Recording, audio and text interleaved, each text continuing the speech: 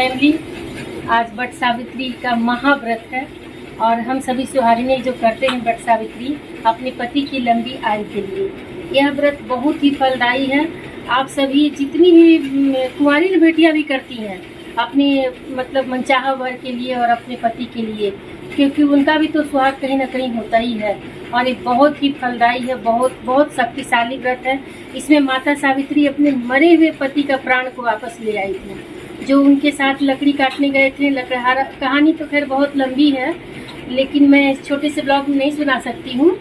तो आप सभी कीजिए वट सावित्री। मैं तो यही कहूँगी कि जितनी भी सुहागिनें हैं इस व्रत को करें। ये सुहाग सिंदूर का व्रत है, पति के प्राण की रक्षा का व्रत है। तो अभी मैं सुबह से पूजा पाठ घर में कर ली हूँ और अब चलती हूँ वट वृक्ष के नीचे। देखिए यहाँ अपना सिंदूर उंदूर सुहाग रख लिए हैं और झोला में पंखा, सुहाग का सामान, जितना भी सामग्री है, फल, चना, गुड़, घी, अगरबत्ती, जितना भी सुहाग का सामग्री है सब रख लिए हैं। और यहाँ हाँ एक चीज़ और, वट सावित्री का पूजन आप सब कभी भी करने जाइए तो अपने घर से ही जल भर के लेकर जाइए।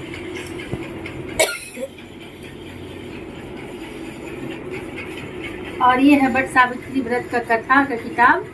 गाछ के नीचे जाएंगे, वहाँ पढ़ेंगे और पढ़ करके विधिवत पूजा करेंगे। पूजा करने में 1-1.5 घंटा समय लग जाता है पूरा कथा वथा पढ़ करके। इसके बाद वापस घर आकर के अपने वर की भी पूजा करनी पड़ती है। मैं इस ब्लॉग को कंटिन्यू रखूँगी आप सभी के साथ में। और हाँ, पूजा करते वक्त मेरी बेटी साइड से शूट कर देगी, पर मैं कुछ बोल नहीं पाऊँगी। अब चलते हैं वट वृक्ष के नीचे। पहले नंगे नंगे पाँव चल रही हूँ अपने वट वृक्ष के नीचे पूजा करने। तो फैमिली चलिए देखिए, अब यहाँ वट वृक्ष के पास समीप मैं आ चुकी हूँ।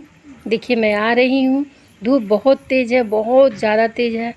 अब थोड़ा छाया में आई। देखिए कितना भीड़ है, काफ़ी भीड़ है। अब देखिए थोड़ी सी जगह निकाल के मैं बैठ गई हूँ। बर के पत्ते को तोड़ के ले आई, धो ली। अब यहाँ 5 पत्तों को मैं धो करके लगा ले रही हूँ। अब सभी पत्ते यहाँ लग गए हैं बर के, और जगह तो थोड़ी भी नहीं है, फिर भी उसी में जगह बना करके देखिए पत्तों को साइड कर दी। अब यहाँ एक पत्ते को धो करके मैं अपने बालों में लगा लेंगी। बालों देखिए बालों में लगा रही हूँ पत्तों को। अब मैं जा रही हूँ जल देने के लिए सभी पत्तों पर। सभी पत्तों को जल से अभिषेक करा ली। अब झोले में जो सारा सामान को लेकर के आई हूँ। अब इनका मेन प्रसाद होता है चना। सभी पत्तों पर चना रख रही हूँ। चना के बाद में बताशा रखूँगी। देखिए 5 पत्ते पर चने का भोग लगा रही हूँ। अब देखिए बतासा निकाल रही हूँ, बतासे को रख रही हूँ। कुछ लोग गुड़ रखते हैं, कुछ लोग लड्डू रखते हैं, पर मेन होता है चना बतासा। चना बतासा और आम, 3 चीज़ मेन है।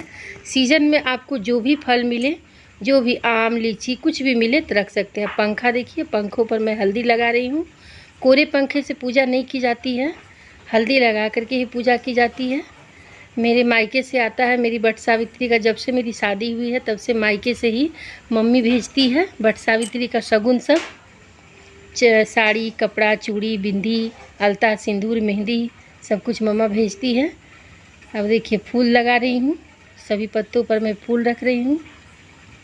देखिए कितनी भीड़ है, ज़रा सी भी बैठ कर के वहाँ पूजा करने की जगह नहीं होती है। अब देखिए अब मैं सिंदूर का पैकेट जो है फट नहीं रहा है, सिंदूर का पैकेट सिंदूर चढ़ा दी। अब हल्दी से गौरी माता को बनाई हूँ और अभी गणेश जी को बनाऊँगी। गौरी गणेश प्रथम पूज्य होते हैं गणपति जी। तो सबसे पहले गणपति जी, सबसे पहले मैं बनाई गौरी माँ, इसके बाद में फिर गणपति, क्योंकि माता गौरी का ही सुहाग होता है। गौरी माँ ही सुहाग देती हैं। माँ पार्वती, लक्ष्मी, काली, सरस्वती देवी, पार्वती सब तो एक ही हैं। सुहाग सिंदूर की देवी माँ गौरी ही होती हैं। अब देखिए वस्त्र चढ़ा रही हूँ। वैसे तो वट वृक्ष के जड़ में सब चीज़ मतलब लगाया जाता है, वट वृक्ष में चिपकाया जाता है, लेकिन यहाँ जगह ही नहीं है। तो बट वृक्ष के नीचे जो छोटे छोटे पत्थर सब रखे हुए हैं उसी पर सभी माताएं बहनें सब रख कर के पूजा करती हैं। अब देखिए बाकी सामग्री जो है चढ़ा रही हूँ। यहाँ जनेऊ चढ़ाई गणेश भगवान को। अब देखिए अब झोले में से मैं सुहाग का सामान निकालने जा रही हूँ। सबसे पहले दिया लगा देती हूँ यहाँ सारा सामग्री चढ़ा करके। अब तिल के तेल में दिया लगा रही हूँ, दीप प्रज्वलित करूँगी। देखिए वो काफ़ी सामान झोला में है ना, तो एक दूसरे में मिला हुआ है। अब यहाँ दीप लगा रही हूँ। हवा तो काफ़ी तेज़ चल रही है। यहाँ किसी का दिया जलना बहुत मुश्किल होता है, क्योंकि सीधा डायरेक्ट खुला मैदान में है बट वृक्ष ना, तो वहाँ काफ़ी हवा आता है। अब देखिए मैं माचिस जलाई, दिए को जला ली। अब देखिए आगे क्या करने जा रही हूँ। देखिए सिंदूरा जो है, अपना सिंदूरा को हल्दी वाला हाथ से थोड़ा सा उसमें जल ले करके सिंदूरा को पोंछा जाता है। अब सारा सामग्री चढ़ा ली, सब कुछ सिंदूरा पोंछ ली। अब पोंछने के बाद में सब चीज़, अब देखिए यहाँ बट वृक्ष में जल दे रही हूँ। बट वृक्ष के जल में अपनी सारी मनोकामनाएं को बोलते हुए, परम सौभाग्यवती रहने की आशीर्वाद लेते हुए माता पार्वती से, गौरी माँ से, बड़ सावित्री माँ से, सभी देवी माँ से, देवियों की पूजा होती है इसमें, सभी देवी माँ से अपना अमर सुहाग का कामना करते हुए जल दे रही हूँ। देखिए जल समर्पित कर दी माता को। अब धागा बांधूंगी, बांध करके अब फेरी लूँगी। वैसे लोग मेन शुभ होता है 5 फेरी, लेकिन कोई कोई 7 फेरी लगाते हैं, कोई 11 फेरी लगाते हैं। अपनी सुविधा अनुसार फेरी लगाया जाता है। देखिए धागे को बांध ली, अब बट वृक्ष में फेरी दे रही हूँ। मंद मंद में धीरे धीरे गाना गा रही हूँ कि है मेरी सांसों में मेरे पिया, मैंने पिया से वचन ले लिया, जन्म जन्म में साथ रहूँगी, सुख और दुखों मिल के सहूँगी। देखिए मैं धीरे धीरे, गाना का आपको साउंड नहीं आता होगा। मेरी बेटी पिछले वट सावित्री का जो ब्लॉग शूट की थी, तो उसमें गाना डाल दी थी, जो मेरा इसमें ब्लॉग में कॉपीराइट आ गया था, जिसकी वजह से इस बार गाना नहीं डाली। पर मुँह से ही मैं धीरे धीरे गा रही हूँ, लेकिन साउंड नहीं आ रहा है, क्योंकि मैं अभी उस समय का साउंड म्यूट करके अभी वॉइस ओवर कर रही हूँ। नीचे की पूजा अब मैं फेरी लगा ली, मेरी पूजा संपन्न हो गई करने के लिए। अपने अब यहाँ कुछ कुछ मैं बोल रही हूँ, जो बड़ी मुश्किलों से पर बड़ी श्रद्धा से पूजा की हूँ। देखिए और बहुत कुछ मैं बोल रही हूँ यहाँ पर आप सभी से। सारा सुहागिनी देखिए मैं जो साउंड म्यूट किया हुआ है, मैं वॉइस ओवर कर रही हूँ। मतलब यही मैं बोल रही हूँ कि मैं अपनी पूजा को संपन्न कर ली और माता से अमर सुहाग का अपना वरदान मांग ली। अपनी माताओं के लिए, बहनों के लिए, बेटियों के लिए, संसार की समस्त माताएं, बहनें, बेटियां हैं, सबकी माता अमर सुहाग सौभाग्य बना के रखे रहे। घर मैं आ गई और अपने पति देव के चरणों की पूजा कर रही हूँ। देखिए इनके चरण धुले जा रहे हैं, इनसे आशीर्वाद ले रही हूँ। देखिए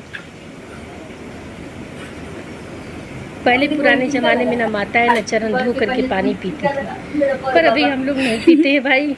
सिर्फ क्या था, होठ में सटा लेते हैं। अब देखिए अब मैं उठी, अब इन्हें टीका लगाऊंगी। बट वृक्ष के नीचे से जो हल्दी कुमकुम आई है ना वापस, जो गौरी गणेश को चढ़ा के, बट बाबा को चढ़ा करके, उसी हल्दी कुमकुम से टीका लगती है। अब इन्हें रक्षा सूत्र बांध रही हूँ।